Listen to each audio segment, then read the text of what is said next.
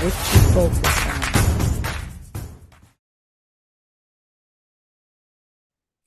Hello, everyone, and welcome back to the Lady K Chat podcast. You are with your favorite host, Lady K. And for those who don't know me, I am the one that delivers the truth. I don't hold my tongue back, but I do give it with love because definitely in this day and age, everybody needs love. They need to be told the truth of love. So I try to deliver that. That is my MO. That is me. And I'm so excited to be back here with you guys. I have a special series that I am highlighting in a whole month, and it's called Our Black Boys. And I name it Our Black Boys because I have a concern for our Black boys, especially in the single parent household. We already know what that statistics, it shows everything that can go left. You know, they never highlight the positive, which there is, but at the same time too, I want to show that there are some people in our community that's doing certain amazing things, and also too how we can get over certain stereotypes and just make a better world for our Black boys. You know, it may be difficult, but it is possible. So today I actually have the pleasure of bringing on my brother that can help me talk about these different issues that we are facing. Everyone, please give a warm welcome to Mr. Donald Morton. He is the CEO of the Remand Brain. Welcome, Don. How are you? Incredible. Thank you so much for inviting me and having to hear what I have to say. Amen. Thank you, Don. Look, I took it to church. Don.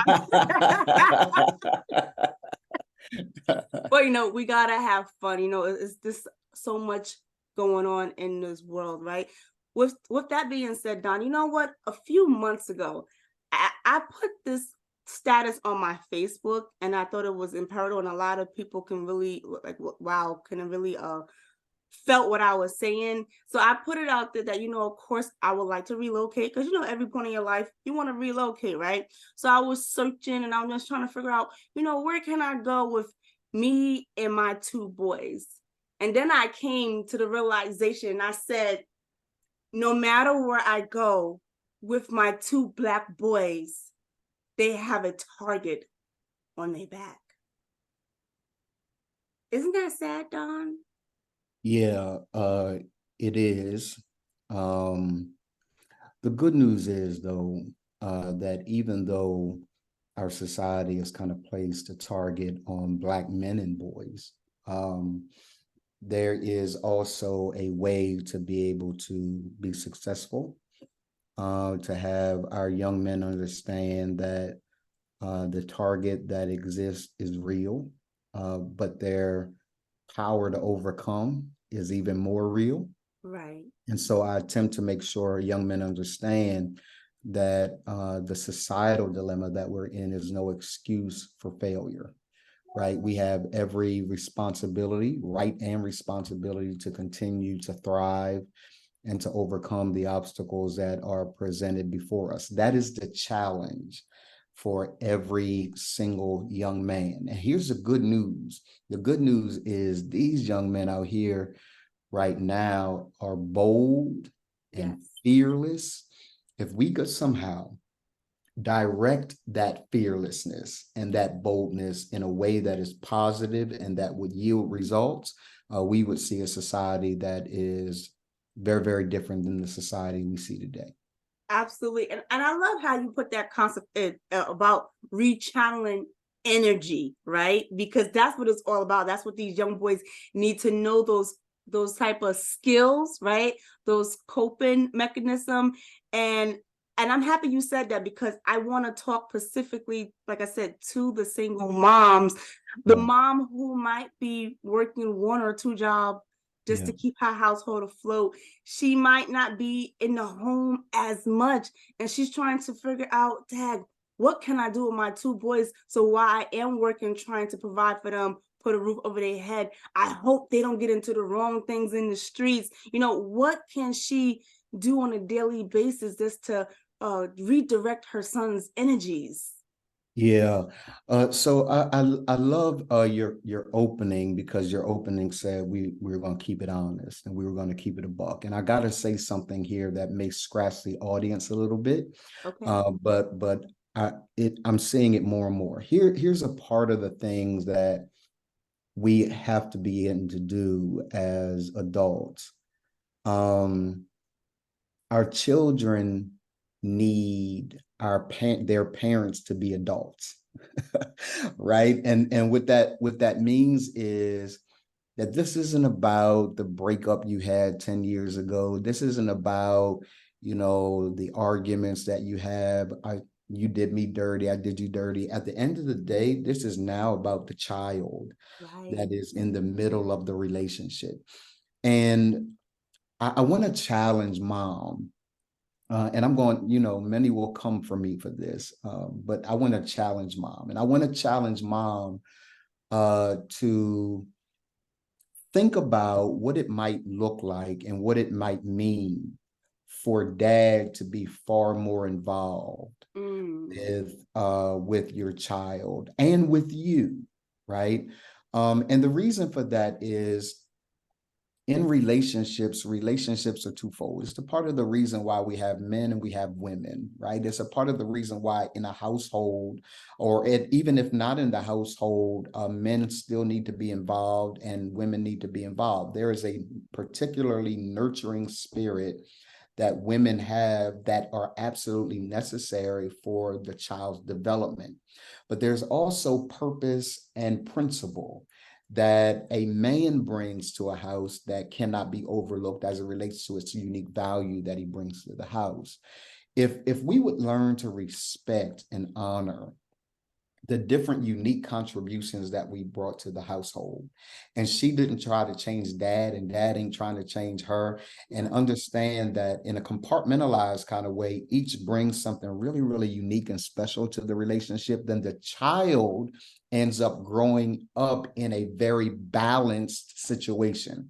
But what's happening is, because I'm so angry with her, and because she's so Mm. angry with me, and because we've not done the soul work, the healing work on ourselves, I am constantly recalling how she hurt me. She is constantly recalling how he hurt me. And guess what? In the middle of that is a child that is saying, "What about me?"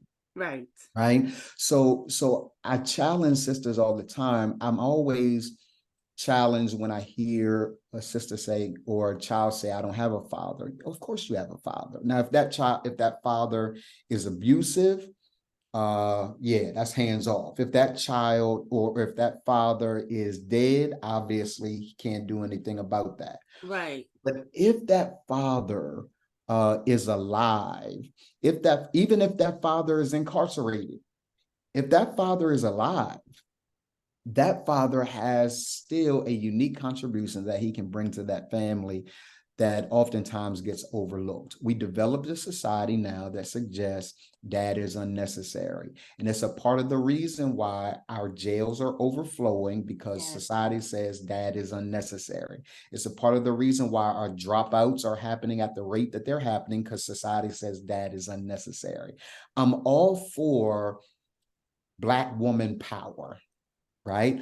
But we can't have Black woman power at the expense of a well-involved man and his contribution in the way that he provides it. He's not your girlfriend. He's not another sister. He's a dude with principle, power, right, and a vision that can help mold that child. So what I'm hoping sisters hear me is, I know you can't always get along with him, but it ain't about him. I know, bro, you can't always get along with her, but it ain't about her. It's about that child, and both of you are very, very necessary to that child's development and advancement. Does that make any sense at all? It makes a lot of sense. And I'm happy you put up those scenarios, because that was going to be, part of my question, how to get the men involved, how the woman could put herself, to the side, because, I'm going to speak for the ladies. Sure. Sometimes it may be challenging, especially when they're young, right? Because you Yes. have to have certain communications when they're young, because it's important, but Right. sometimes there are two adults that they can't get along. So I'm just going to piggyback and say this, right? Because I've been in this scenario. So for the women that have young kids, and sometimes you might feel it is challenging to speak to that other person because of whatever differences you may have, it will be great if you can get a neutral person that's to be involved and just be the mediator for you. And when I say mediator, that means like maybe the child can go to, and I'm just gonna say grandma, right? Because big mama is always the one that's, that hold it down for her family. So maybe the child can go with big mama, and you can tell big mama, hey, he had his bath, he ate, he's good. So when dad come, big mama can say, hey, he had his bath, he ate.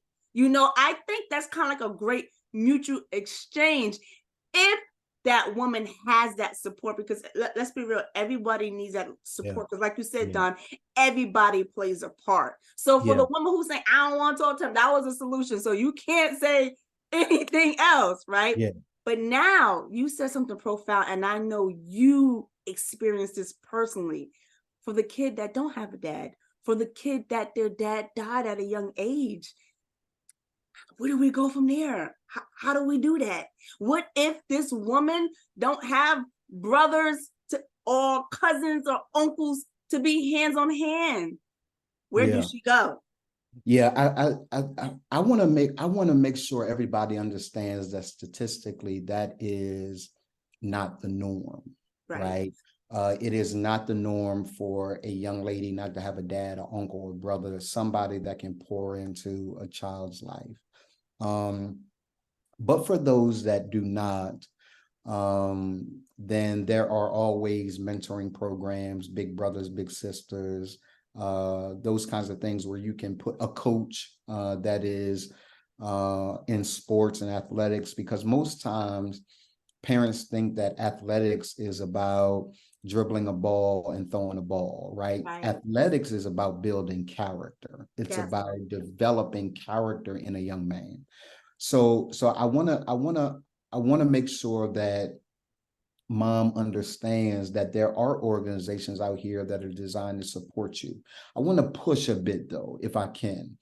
I think it's corny, and I want every brother to hear me. I think it's corny if you are alive, bruh, and your child got a big brother.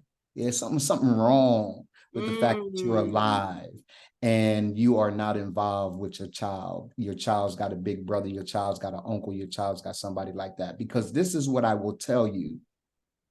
In coaching men that are 21 years old and older, one of the primary reasons why they're so broken and hurting is because there is a biological dad-sized hole in the soul of a young man that has never interacted with his dad.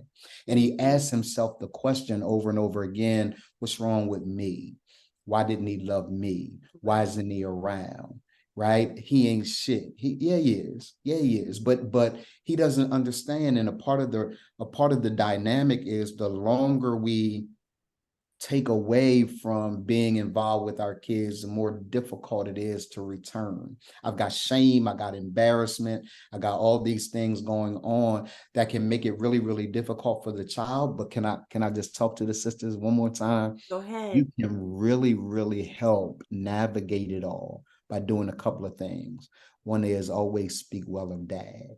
Ooh. Always speak well of dad. Number two, make sure that you help to develop and foster the relationship between dad and his son. And the reason is not because you want to, but because sociologically you have to. If we're going to change and turn the culture, the only way to do it is to have both parents involved, right? And dad's got to understand, bro, you're necessary. He's fighting images that tell him every single day. And even mom has said, I'm gonna do bad. I can do bad all by myself. I don't really need you. No, sis, that's your hurt talking. Right. And I get it. He hasn't been around. That's your hurt talking.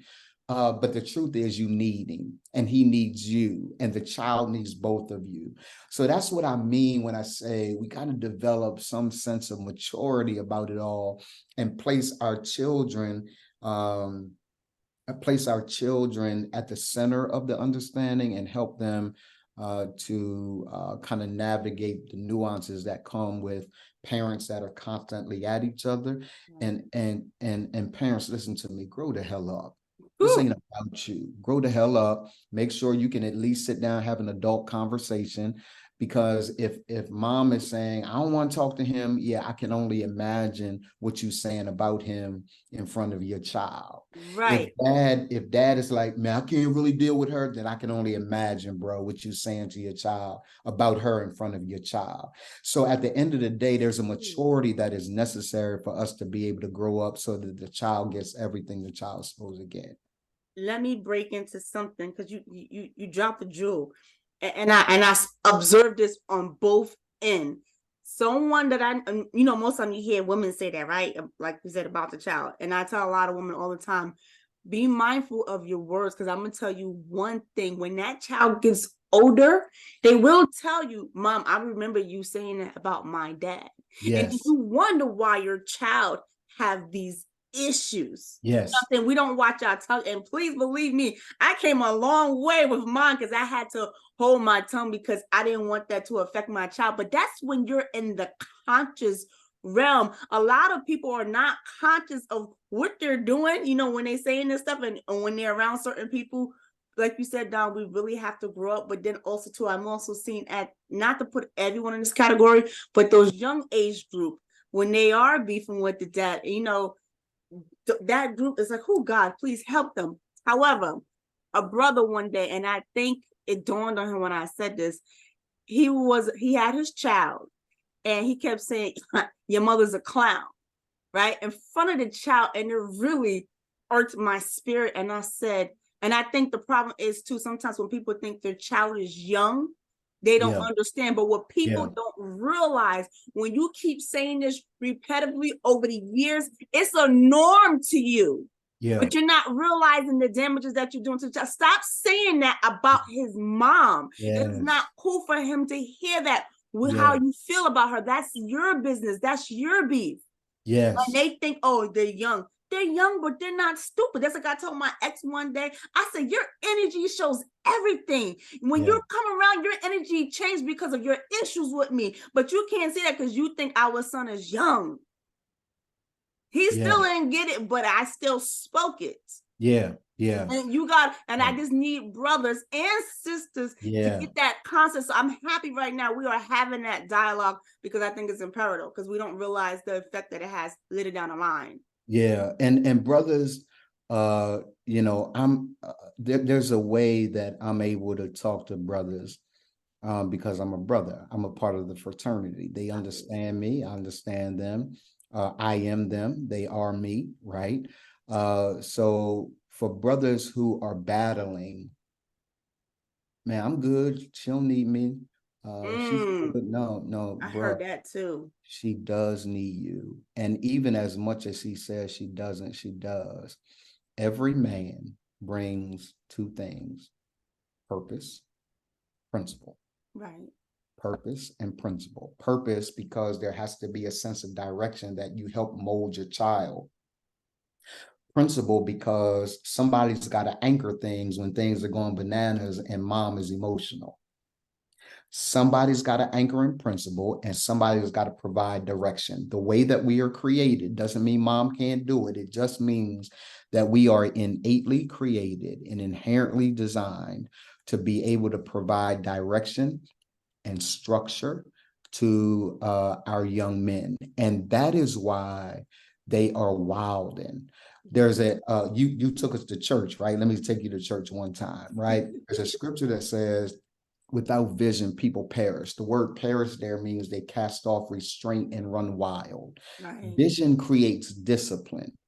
So the reason why young men are wilding is they have no sense of identity and no sense of purpose. Those two things have to be created by dad.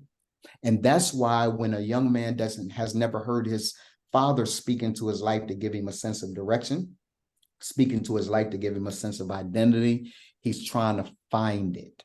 And it's hurtful when you're out here and you're trying to find it. It's like you're wandering when you got a man, in some instances, living across the street that is your biological dad, who never had his biological dad, who never had his biological dad. And there's this over and over again cycle that is happening that somebody's got to interrupt and break. So sisters, be patient. I know we asking a lot from y'all. We are. I'm asking a lot from you, but I'm asking you to be aware in a moment of your language, like Kalima said, right? Be aware in the moment of your language. Dad, being aware of you in the moment of your language, and let's be better parents, not because we like each other, but because the child is most important. Absolutely. Yeah. You said something about church. I'm gonna focus on that real quick, right? And you can tell me if I'm wrong or not. Yeah. I don't really see too many programs for young boys. Like, you know, like how you said, there's the big brothers. Yes. My thing, have you seen a church that specifically have a ministry where they're actually prepping young boys to be men? Do you see any churches that have that? I see some churches that do it well. Okay. Number one, I think it's called the Christian Cultural Center in New York. They do it well. A.R. Bernard does it incredibly well. R.A. Vernon in Cleveland, Ohio does it very well. But a part of the challenge is that the church now is 93% women. And I was going to say that too. I'm like, where are the men? Yeah. Well, the men aren't there because the church is another societal structure and social structure that has developed itself to say, I don't need you. Right. So even if it doesn't say it in its language, it says it's in its programming. Right. So you got a men's prayer breakfast once a year, but you got a women's ministry that's doing everything every week. Right. So what that says to a man is, yeah, I'm not welcomed here. When you got flowers everywhere and nothing masculine, it says, I'm not welcome here. When you're holding hands and interlocking fingers during prayer time, men don't do that, saying, I'm not welcome here. When you speak of Jesus and you only talk about the love of God and not respect and honor, then you're saying to a man, I'm not welcomed here. So whenever your environment, your culture, says I'm not welcome here, at some point we get the hint and we say, yeah, I'm not welcome here. So guess what I'm gonna do? I'm gonna go down to the mosque. And at the mosque, its environment says you're welcome here. Right. And right? that's a lot of conversion. Right. You are absolutely right. You know what, Don? I see more of them in that space. Yes. Christian space, but we already listen. That's a whole nother episode of Yes. The Church and the Brothers. How about I'm gonna do that? The Church and the Brothers. The Church and the Brothers. But before I get into what you do, you said something profound. You know how the women speak, and we forget there's life and death in the tongue. And because women, we are so powerful, we have to really know how to utilize our power. So if, like you said, Don, and I'm gonna say this to you ladies, I want y'all to repeat this with me. I want you to push your pride to the side, and I want you to say to the father of your child, I need you.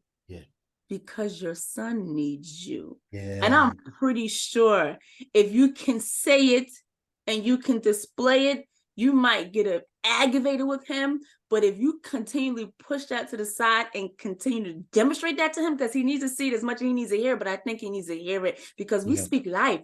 We give life. Ladies, that is such a powerful thing. We give life.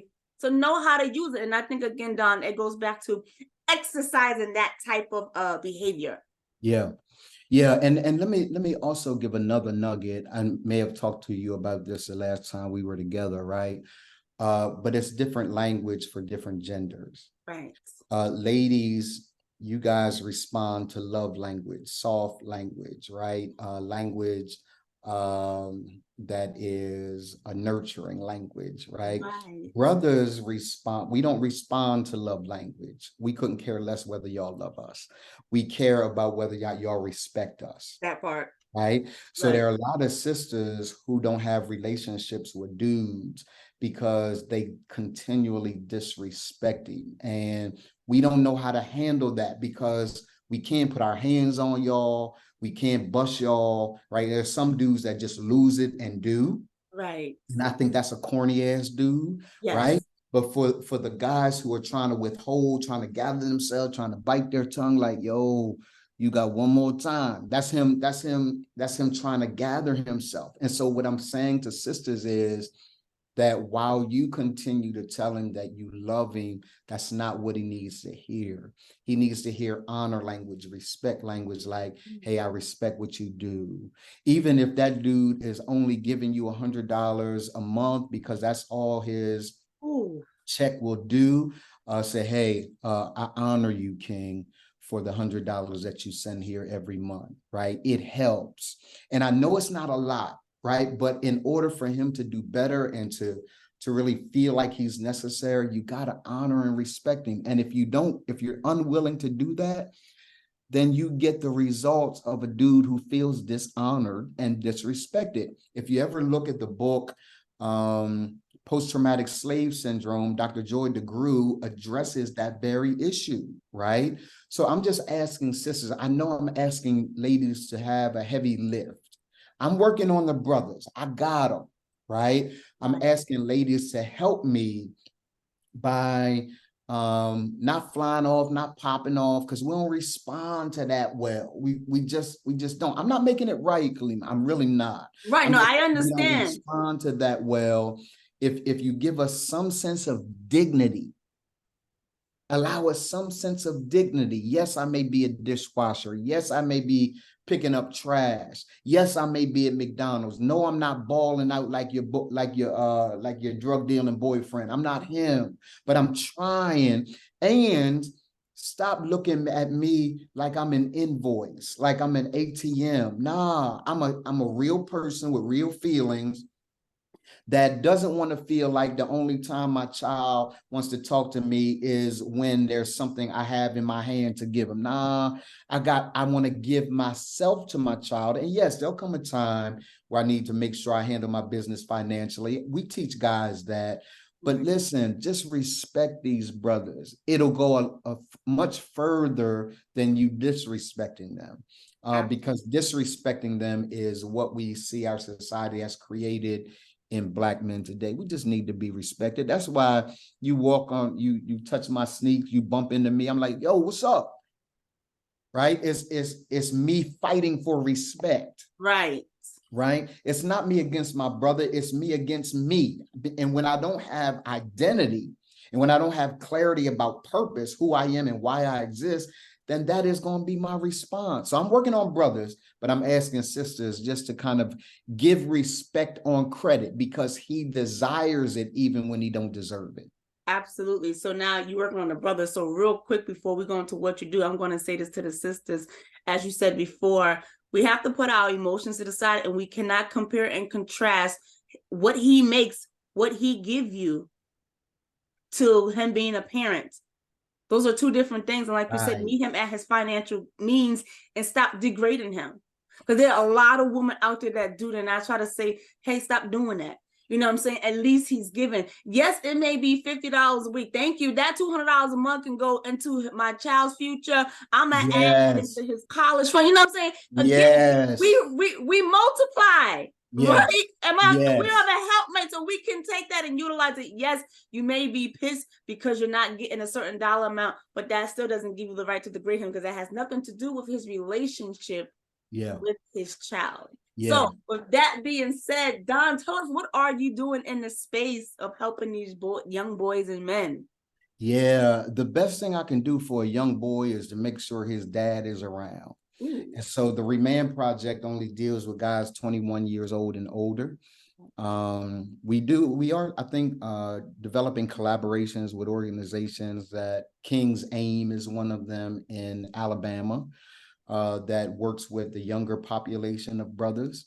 And so a shout out to Nelton Davis, who does that work. But my whole goal is to make sure that I develop a program that both supports and sustains adult Black males and then they can support and sustain their families. My job ain't to sustain their families. My job is to help them so that they can in turn sustain their families. It's the missing ingredient. It's the missing element. I shout out every organization that is a mentoring program. But our coaching program deals with adult males because I believe adult males are more than capable when they're in their right mind and they're emotionally intelligent and they're solid of being everything they need to be for their families. So the Remand Project, you can get it at remand, REMANNED.info. If you want to donate to us, you can go to remand.info/donate. And we get a chance to help guys that just don't have the money. They don't have the resources, even if it's $99 a month, they don't have the resources to be able to support going through a program like ours. But we've seen significant transformation and mastery for men who have gone through our program. So we would love to see any of your sons, your brothers, your uncle, your dad, right? That just they're attempting to get it right. They need a brotherhood. Three things, I'm done. Every brother needs a coach, every brother needs character, and every brother needs a community. If he has those three things, he will thrive 100% of the time. Awesome. And Don, I just have one quick question for you. Yes, ma'am. The Remand Project do they have to physically be in the building, or do you do this on the virtual space? Good question. So we developed the Remand Project in the virtual space. It was developed right on the heels of COVID. And we do some in-person stuff, like once a quarter. We do some in-person stuff, but the majority of it is right there online. So as long as he got a Zoom link, transformation is available to him. Awesome. I thank you so much, Don. Thank you for just being here, gracing us with your presence. Ladies out and men, I hope this information was helpful to you. I hope you can push your pride to the side and come together and work. I understand it's going to take time. It's going to take work. But I am definitely a big believer within time, things always come to flourish. Absolutely. And let me say this too, sisters, we are developing a masterclass as we speak with helping you to understand his language, helping you to understand what he's thinking so that you can better relate to him, and knowing that some of the things that he says is not an attack, he's protecting himself. And the more I can get you to understand him like we are trained to understand y'all, then I think we'll be better off. So that masterclass is coming soon. If you desire to see that, I just need to know if you desire to be in a class like that, just drop a line and let us know. So as we develop the curriculum for that day, we'll be able to do it in a way that serves you best. That is awesome. And you know what? I'm happy you said it, because I'm actually going to take a poll. I'm going to take a poll because I want to hear the woman response, and I'm going to give that back to you, Don, because I think it's imperative, because again, we want to make sure that we are providing something that's going to be useful. Me personally, off the top, I think it will be helpful, but we definitely got to get the ladies on board. Yes. It's about all of us collaborating together. Yes. Because, one can't do without another. There's a need. So again, Don, I thank you so much. I thank everyone for tuning in today. Again, I hope you got something from it. I'm going to drop Don's link below so you can make your donations. You can look more about his program. And maybe, ladies, you might have a grown son that might need this, an uncle that needs to hear this, a brother that needs to hear this. So definitely share. I support this brother. He's doing amazing things in this space. So you will see me again next Tuesday here at 6 p.m. So I thank you guys for joining the Lady K Chat podcast today, and I'll see you guys next week.